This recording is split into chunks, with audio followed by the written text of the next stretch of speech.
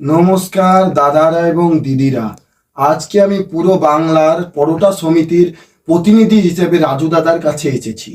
আমরা দেখতে পাচ্ছি রাজু দাদা তিনটি পরোটা 20 টাকায়, সাথে এই আপেল পেঁয়াজ বাংলার বুকে যে পেঁয়াজের ধস কিভাবে দিচ্ছে আমি জানি না। রাজু দাদার এখানে অফার হচ্ছে 3টে 20 4টে 20। আজকের এই বাজারে বসে রাজু দাদা আপনার এই পরোটা মানুষ স্ক্রল করতে করতে আমেরিকান দাদা উজ্জ্বল দাদার বিরিয়ানি এখানে পুরো ধস খেয়ে গেছে। লাল লাল ঝাল ঝাল মাটন এখানে আর নেই দাদা। আজকের এই বাজারে বসে দাদা আপনি কিভাবে কম দামের মধ্যে সবজি পরোটা দিচ্ছেন দাদা?